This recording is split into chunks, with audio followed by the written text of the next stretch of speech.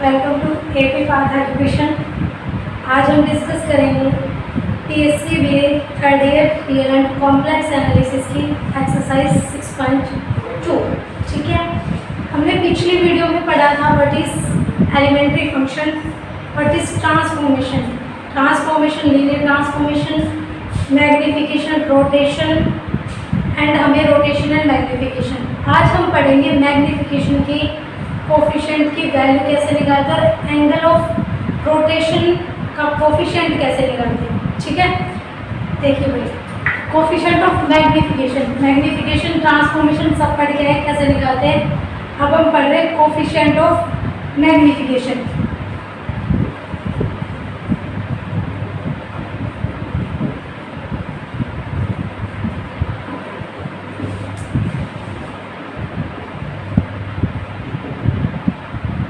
हमने क्या पढ़ा था कि हमारे पास W is equal to F Z, ये हमारे पास क्या होती है, ट्रांसफॉर्मेशन होती है। हमने एक चीज़ पढ़ी थी कि फंक्शन हमारा एनालिटिक होता है। एनालिटिक होने का मतलब क्या है कि हमने कोई एक फंक्शन कंसीडर किया एफ ऑफ जेड, किसी पॉइंट जेड के ऊपर। ये फंक्शन एनालिटिक कब होगा, जब इस पॉइंट के around at least one neighbourhood exist कर जाए जिसके ऊपर फंक्शन का डेरिवेटिव हर पॉइंट के ऊपर क्या करना चाहिए, एग्जिस्ट करना चाहिए। तो हमारा फंक्शन कैसा हो जाता है, एनालिटिक। अब हम क्या पढ़ रहे हैं कि W is equal to F Z, आपके पास क्या एक फंक्शन दे रखा है जो आपका क्या है, एनालिटिक है। हमने ये क्या कह रहे हैं कि W is equal to F Z जो आपके पास ट्रांसफॉर्मेशन है, ये कैसी ट्रांसफॉर्मेशन है, कन्फॉर्मल। कन्फॉर्मल हम पढ़ के आए थे क्या था, W is equal to F Z जब मैपिंग होती है कन्फॉर्मल होने के लिए इफ एंड ओनली इफ की कंडीशन होती है कि जो आपका फंक्शन है उसका फर्स्ट डेरिवेटिव एट जेड के ऊपर, जेड नोट के ऊपर कैसा होना चाहिए, नॉन जीरो। तो फंक्शन आपका कैसा होता है, वो मैपिंग आपकी कैसी होती है, कन्फॉर्मल मैपिंग। अब हम पढ़ रहे हैं कि कोफिशिएंट ऑफ मैग्निफिकेशन कैसे निकालते हैं। हमने क्या पढ़ा था कि W is equal to F Z एक मैपिंग है। कोई पॉइंट ले लिया हमने z जो किसकी फॉर्म में होगा, अल्फा प्लस आयोटा बीटा की फॉर्म में। तो हमने क्या किया, W is equal to F of Z, function का क्या निकाला, डेरिवेटिव। तो dw बाई dz, यहाँ से क्या हुआ आपके पास F of F dash Z. तो जेड का जो पॉइंट आपके पास दे रखा है फंक्शन की जगह पुट कीजिए अल्फा प्लस आयोटा बीटा। ये आपके पास क्या हुआ, एट दैट पॉइंट के ऊपर क्या निकाल रहा हो, मैग्निफिकेशन। और मैग्निफिकेशन का मतलब क्या होता है कि आप उस फंक्शन को मैग्नीफाई, मतलब मैग्नीफाई करके उसकी ट्रांसफॉर्मेशन निकाले, उसकी मोड लेके जो आपके पास फंक्शन की वैल्यू निकल के आएगी। ठीक है, F dash alpha plus iota beta, ये क्या होगा आपके पास, कोफिशिएंट। ठीक है, अब हमें क्या निकाले, एंगल ऑफ रोटेशन।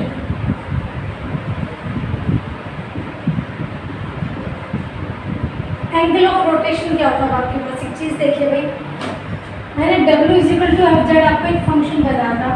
ठीक है, लेकिन आपके पास जब एक एंगल की बात होती है तो आपको क्या निकालना पड़ता है, आर्ग्यूमेंट निकालना पड़ता है। अब आपको ये नहीं पता कि व्हाट इज आर्ग्यूमेंट। आर्ग्यूमेंट क्या होता है आपके पास, मैं थोड़ा सा समझा रही हूँ लेकिन आपके मैथ्स में नहीं है।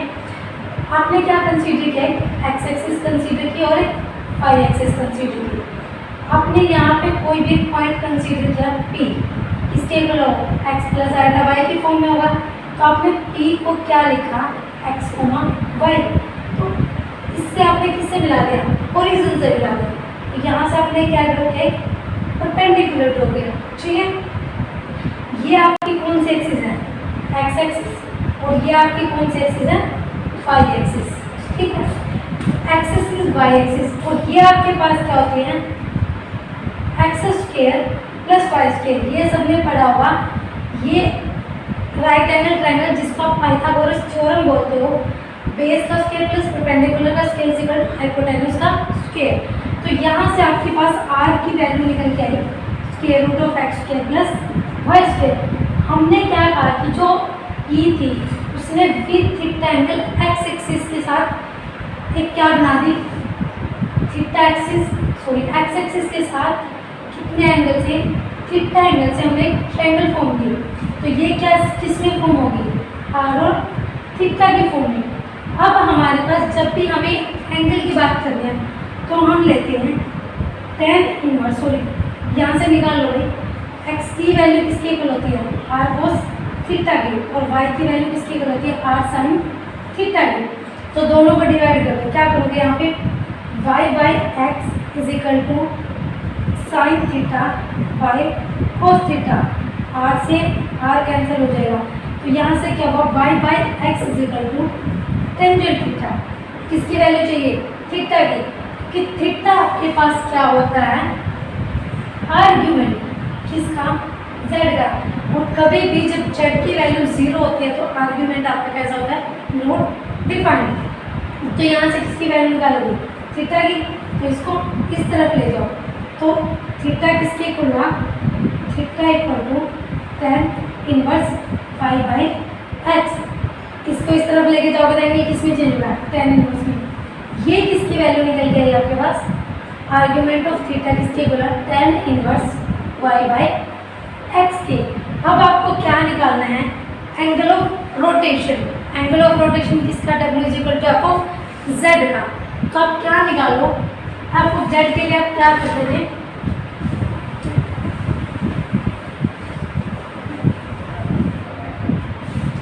w is equal to F of z था, तो D W by D Z किसके ऊपर था एफ डैश जेड के, किस पॉइंट पे अल्फा प्लस आयोटा पॉइंट पे, एफ डैश क्या रखो अल्फा प्लस आयोटा बीटा।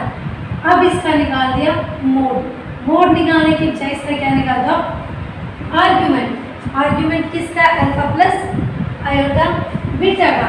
तो ये आपके पास क्या देता है coefficient of angle of rotation. आपका फर्स्ट क्वेश्चन इन्हीं दो पॉइंट्स के ऊपर बेस है, ठीक है। अब हम चलते हैं क्वेश्चन नंबर फर्स्ट के ऊपर, ठीक है।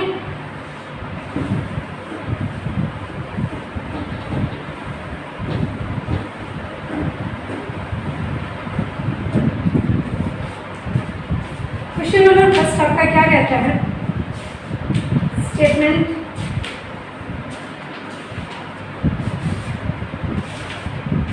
देखिए find the coefficient of magnification and angle of rotation.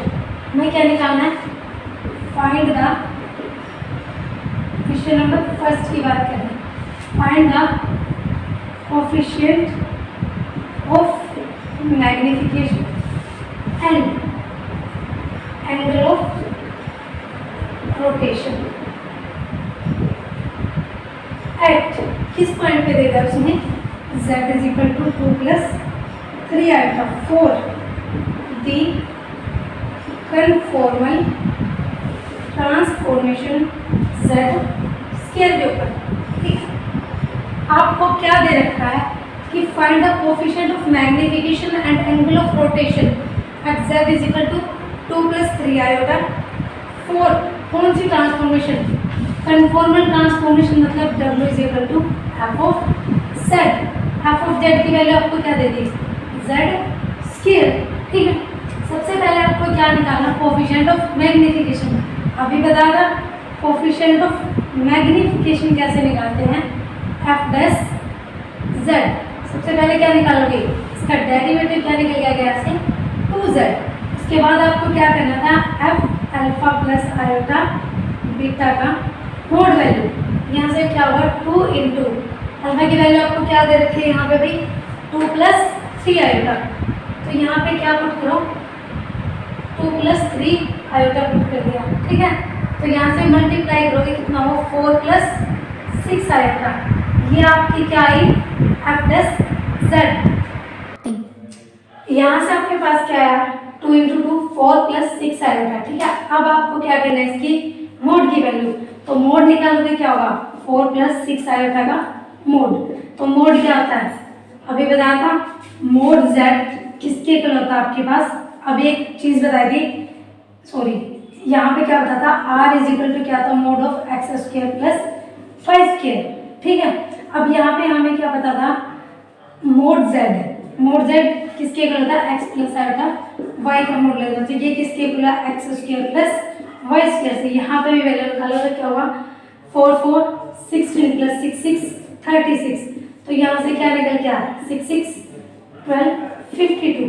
52 का स्क्वायर रूट क्या निकल के आ 2 इंटू रूट 13। ये किसकी वैल्यू निकल के आई आपके पास? कोफिशिएंट ऑफ मैग्निफिकेशन की। अब हम किसकी वैल्यू निकालेंगे? एंगल ऑफ रोटेशन की। अब एंगल ऑफ रोटेशन निकालने के लिए हमने क्या बताया था? 10। सबसे पहले क्या निकालना था? F dash Z is equal to D W by D Z.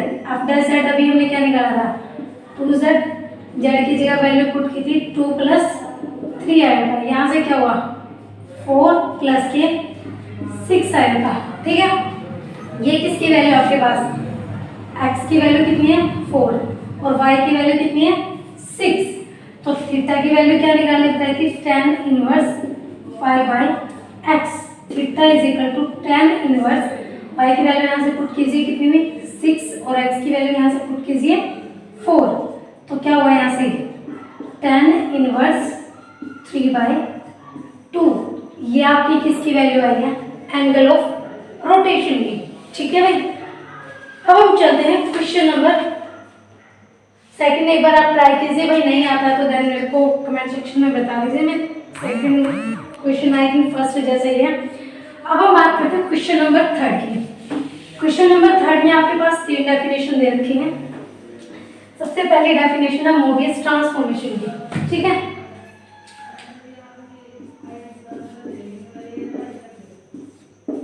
Mobius transformation. Mobius transformation हमने पढ़ा था W = AZ + B/CZ + D। Mobius को हम क्या कहते हैं? बाइलिनियर ट्रांसफॉर्मेशन या फिर लीनियर फंक्शनल ट्रांसफॉर्मेशन। ठीक है, इसकी डेफिनेशन पीछे से देख लीजिए। उसके बाद मैंने क्या बताया था? फिक्स्ड और इनवैलिड पॉइंट। पिछली डेफिनेशन, भाई ये सब डेफिनेशन मैंने पिछली वीडियो में करवाई है। प्लीज जिसको जो भी डाल दो एक बार पीछे वाली वीडियो को जाके देख लेना, उसका लिंक मैं डिस्क्रिप्शन में डाल दूंगी। तो आपके पास सेकंड आपके पास क्या आता है? Fixed point. फिक्स पॉइंट का मतलब क्या होता है कि आप एक पॉइंट को सपोज करो कि आपने ये क्या लिया? पॉइंट लिया। इस पॉइंट को फिक्स पॉइंट कहने का मतलब है कि हम फिक्स का मतलब क्या जो सोच लेते हैं शिखर, और पॉइंट का मतलब क्या होता है? बिंदु। शिखर बिंदु मतलब इस पॉइंट के बारे में सब कुछ जो भी हम सोचते हैं। मान लो बाय डेफिनेशन अगर हम चलें तो W = F(z) क्या है? मैपिंग। मतलब कि यहाँ पे इस प्लेन से इस प्लेन पे जाते हैं, मतलब किस मैपिंग के थ्रू? Fz के थ्रू। अगर हमने यहाँ पे एक पॉइंट उठाया 1 + आयोटा, इस पॉइंट की इमेज इस मैपिंग के अकॉर्डिंग वापस क्या मिलनी चाहिए? 1 + आयोटा। मतलब z f(z) की इमेज क्या मिल जाए? जिस पॉइंट की आप इमेज निकाल रहे हो, अगर उसी पॉइंट की इमेज आपको यहाँ मिल जाए तो वो पॉइंट आपका क्या होता है? फिक्स्ड पॉइंट होता है। सपोज करो कि आपके पास एक मैपिंग दे रखी है। सपोज f(z) आपने एक मैपिंग ली, z की जगह 1 रखी है। ठीक है, यहाँ पे 1 रखोगे z की जगह 1, तो f(z) की वैल्यू क्या निकल जाएगी? 1। 2 रखोगे z की जगह 1 रखा, f(z) 1, z की जगह 2 रखा तो f(z) क्या निकल गया? 2। जो पॉइंट आप z की जगह रखते हो वही इमेज आपको किसकी मिल रही है? f(z) की मिल रही है। इसका मतलब ये पॉइंट आपके कैसे हैं? फिक्स्ड पॉइंट है। अब आपके पास थर्ड आता है क्रॉस रेशो। क्रॉस रेशो मैंने पिछली वीडियो में बताया भी था, फिर से एक बार बता रही हूँ। क्रॉस रेशो का मतलब क्या होता है कि आपके पास सपोज करो 4 पॉइंट है, Z1, Z2, Z3, Z4। ये आपने 4 पॉइंट किस प्लेन में कंसीडर किए हैं? Z प्लेन के अंदर। और उसके बाद आप 4 पॉइंट कंसीडर करो W1, W2, W3, W4 किस प्लेन में? W प्लेन में। अब आपको क्रॉस रेशो निकालनी है। ठीक है, क्रॉस रेशो का मतलब क्या होता है? क्रॉस रेशो किस लिए यूज होती है? क्रॉस रेशो आपकी लीनियर ट्रांसफॉर्मेशन फाइंड आउट करने के लिए यूज की जाती है। कब होता है? जब आपके पास पॉइंट दी जाते हैं Z प्लेन के अंदर, W प्लेन के अंदर। ठीक है, तो क्रॉस रेशो का फॉर्मूला क्या बताया था भाई मैंने? ऐसा तो इसके बहुत सारे फॉर्मूले, वो सब इसी से ड्राइव होते हैं। भाई मैंने ऐसा सोच रखा है, सबसे पहले नीचे से स्टार्ट कीजिए, Z1 - Z2, फिर ऊपर से यहाँ से Z2 - Z3, फिर से नीचे आ जाएगी Z3 माइनस Z4 और फिर से ऊपर जाइए Z4 माइनस का Z1। अब सेम इसी तरह लिखिए W1 minus W2, W2 minus W3, फिर W3 माइनस W4 और W4 माइनस W1। ये आपका क्या होता है? Cross ratio. अब हम बात करें क्वेश्चन नंबर 4 की। क्वेश्चन नंबर 4 आपके पास क्या कह रखा है भाई? आपके पास क्या है? Determine the Mobius transformation which has one fix point alpha and other fix point infinity. मतलब आपको क्या डिटरमाइन करना है?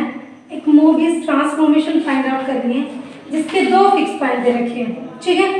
एक फिक्स पॉइंट आपका क्या है? अल्फा दे रखा और दूसरा फिक्स पॉइंट आपका क्या दे रखा है? इन्फिनिटी दे रखा है। मतलब क्या लिखोगे question number 4, determine the Mobius transformation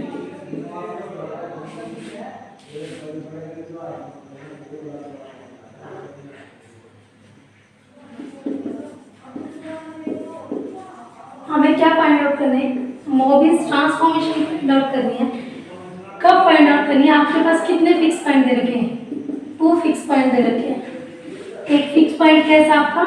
alpha और दूसरा फिक्स पॉइंट आपका कैसा दे रखा है? Infinity.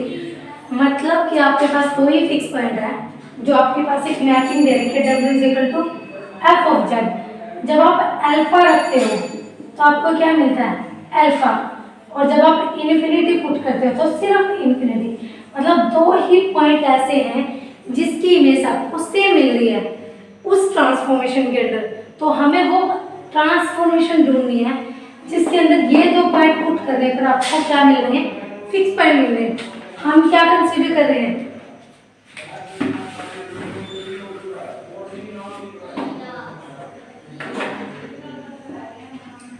W is equal to F of Z क्या है? आपके पास एक लीनियर ट्रांसफॉर्मेशन या फिर क्या है? मोबियस ट्रांसफॉर्मेशन है। इसको कैसे लिखते देखिए AZ plus B by CZ plus D। इसमें कंसीडर लेते हैं AD माइनस BC कैसा होना चाहिए?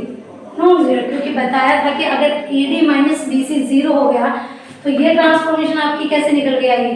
कांस्टेंट। और कांस्टेंट का तो कोई यूज ही नहीं है आपके पास। तो इसका मतलब फिर उसमें क्यों यूज नहीं? क्योंकि उसके पास आपके पास कोई ऐसी चॉइस नहीं बचेगी कि आप मोबियस ट्रांसफॉर्मेशन की ये बता पाओ कि इसका एक फिक्स पॉइंट होगा, दो फिक्स पॉइंट होंगे, तीन फिक्स पॉइंट होंगे, ठीक है। तो इसलिए आपको ये कंडीशन रखनी जरूरी कि AD माइनस BC कैसा होना चाहिए? Non zero for the fix point. For the fix point की डेफिनेशन क्या कहती है? एफ ऑफ जेड किसके इक्वल होता है? जेड के इक्वल। डब्ल्यू किसके इक्वल है? F Z. इसका मतलब डब्ल्यू किसके इक्वल निकल के आएगा? जेड के इक्वल निकल के आएगा, ठीक है। यहाँ पे पुट कर दो भाई, क्या होगा? Z is equal to AZ plus B by CZ plus T। Multiply करो, इसको इस तरफ ले आओ। CZ plus T into Z is equal to AZ plus P। इसकी मल्टीप्लाई करो then CZ square plus TZ minus KZ plus B is equal to, इसको इस तरफ लाओगे तो क्या हुआ? माइनस और इक्वल टू क्या होगा आपके पास? जीरो। ये आपकी कैसी इक्वेशन बन गई? क्वाड्रेटिक इक्वेशन बन गई। तो सबको क्या आता है? डिस्क्रिमिनेंट रूल या फिर सीधाचार्य फॉर्मूला जो किसके इक्वल होता है? Minus B plus minus B square minus 4AC by 2A के इक्वल होता है। यहाँ से वैल्यू पुट करो, इसको क्या लिख सकते हो? CZ स्क्वायर प्लस Z को मैं निकालो D minus A minus B is equal to zero. ये किसकी वैल्यू है? B की। ये किसकी वैल्यू है? A की। और ये किसकी वैल्यू है? C की। पुट करो फॉर्मूले में, यहाँ से क्या निकल के आया? D माइनस A माइनस का sign plus minus D minus A का होल स्क्वायर माइनस 4। C की वैल्यू कितनी है? माइनस का B। और A की वैल्यू आपके पास कितनी है? C। और डिवाइड बाई 2 इंटू C, ठीक है। अब आपको इसके बाद क्या करना है? अब देखो भाई, हम क्या कर रहे थे? A minus D plus minus T minus A square plus 4BC by 2C। ये हमारे पास क्या होता है? डिस्क्रिमिनेंट। तो हमने इसको क्या लिखा है? A minus D plus minus root D by 2C, ठीक है। अब हम कंडीशन अप्लाई करते हैं डिस्क्रिमिनेंट के लिए। डिस्क्रिमिनेंट की 3 कंडीशन निकल के आते हैं। फर्स्ट क्या आती है कि डी क्या हो जाए, 0 हो जाए, और दूसरी कंडीशन क्या होती है कि डी की वैल्यू कैसी हो जाए, पॉजिटिव, और तीसरी क्या होती है डी की वैल्यू क्या हो जाए, नेगेटिव। ठीक है, तो डी की वैल्यू डिस्क्रिमिनेंट अगर हम कंसीडर करते हैं, डी की वैल्यू क्या हो जाए, 0। हमने कंसीडर किया डी की वैल्यू 0 है, तो डी माइनस ए का स्क्वायर प्लस 4bc, ये वैल्यू आपकी क्या होगी, इक्वल टू 0। तो ये किसके इक्वल निकल के आया, a minus D by 2c के इक्वल। ठीक है, हमें क्या करना है कि अगर d की वैल्यू कैसी आपकी 0 हो जाए, d 0 कंसीडर किया, तो मोबियस ट्रांसफॉर्मेशन पे क्या असर पड़ता है, मोबियस ट्रांसफॉर्मेशन क्या होती है, az plus b by C Z plus D. हमने c की वैल्यू क्या पुट कर दी, 0, तो ये किस में रिड्यूस होगी, az plus b by T. हमने क्या लिख सकते हैं, a by D into Z plus b by D. ठीक है, अब हमें क्या करना है कि हमारे पास 2 फिक्स पॉइंट है। ठीक है, 2 फिक्स्ड पॉइंट। अब फिक्स पॉइंट भी कैसे हैं, एक तो आपके पास कौन से वाला है, फाइनाइट, और दूसरा कैसा है, इनफाइनाइट। फाइनाइट फिक्स पॉइंट के लिए क्या कहता है, 2 फिक्स पॉइंट है, एक आपके पास कौन सा, फाइनाइट, और एक कौन सा, इनफाइनाइट। क्वेश्चन नंबर 4 में फाइनाइट फिक्स पॉइंट की वैल्यू क्या दे रखी है, अल्फा, और एक दूसरे फिक्स पॉइंट की वैल्यू कैसी है, इन्फिनिटी। अब हम कंसीडर कर रहे हैं कि for a finite fix point, ठीक है, W मतलब f ऑफ z किसके इक्वल होता है, z के इक्वल। तो z की वैल्यू आपके पास क्या दे रखी है, अल्फा, तो f ऑफ z किसके इक्वल निकल के आए, अल्फा। इस इक्वेशन को 1 कंसीडर करो, तो for a finite fixed point, finite fix point के लिए क्या करोगे, उस इक्वेशन में z की जगह क्या पुट कर दो, अल्फा। तो क्या निकल गया है, a by D into alpha plus b by D. आपके पास ये इक्वेशन निकल गया है। अब हमने क्या किया कि इस इक्वेशन को सब्ट्रैक्ट कर दो जो पहले वाली इक्वेशन थी। पहले वाली इक्वेशन क्या थी आपके पास, w is equal to a by D z plus b by D, और ये आपके पास कौन सी इक्वेशन निकल के आई है, a by D alpha plus b by D equal to alpha. इसको इक्वेशन नंबर 2, क्योंकि w की जगह क्या रखा हमने, अल्फा, और z की जगह भी क्या आपका अल्फा। तो सब्ट्रैक्ट करोगे तो क्या होगा आपके पास, w माइनस अल्फा, इसमें से इसको सब्ट्रैक्ट करो तो क्या होगा आपके पास, w minus alpha is equal to a by D, इसमें से दोनों में से क्या रखो common, z minus alpha plus b by D minus b by D. ये टर्म आपकी कैसे होगी, कैंसिल। तो यहाँ से क्या निकल गया है, w minus alpha is equal to a by D into Z minus alpha. a by D आपका क्या है, नंबर है, नंबर कैसा हो सकता है, कॉन्स्टेंट नंबर है, कुछ भी है, तो आप इसको क्या कंसीडर कर दो, कोई भी लैम्डा। तो यहाँ से क्या निकल गया है, w minus alpha is equal to lambda into Z minus alpha. मतलब कि क्वेश्चन नंबर 4 आपको ये कहता है कि जब भी आपके पास कोई 2 फिक्स पॉइंट दे रखे हो, एक फाइनाइट दे रखो और दूसरा कैसा दे रखो, इनफाइनाइट फिक्स पॉइंट हो, मतलब एक तो फिक्स नंबर हो अल्फा और दूसरा क्या हो, इन्फिनिटी हो, तो आपको कौन सी मोबियस ट्रांसफॉर्मेशन निकल के आएगी, w minus alpha is equal to lambda into Z minus alpha. तो अल्फा की वैल्यू कुछ भी दे दे, कोई भी कॉम्प्लेक्स नंबर दे रखो, fix number x plus iota Y की फॉर्म में, तो अल्फा की जगह क्या रखोगे, जो नंबर दे रखा वो, और ये आपकी क्या निकल के आ जाएगी, मोबियस ट्रांसफॉर्मेशन। ये मोबियस ट्रांसफॉर्मेशन आपके पास जनरल मोबियस ट्रांसफॉर्मेशन निकल के आई है। अब हम बात करें क्वेश्चन नंबर 5 की। क्वेश्चन नंबर 5 में आपके पास क्या कह रखा है कि आपको क्या निकालना है, फिक्स पॉइंट। ठीक है, find the fix point and the normal form. Normal form बताई थी, अगर आपके पास ये वाली मोबियस ट्रांसफॉर्मेशन दे रखी हो तो कंडीशन होती थी कि AD माइनस BC कैसा होना चाहिए, नॉन जीरो। ठीक है, तो आपको क्या चाहिए, फिक्स पॉइंट निकालना है, फाइंड द फिक्स्ड पॉइंट।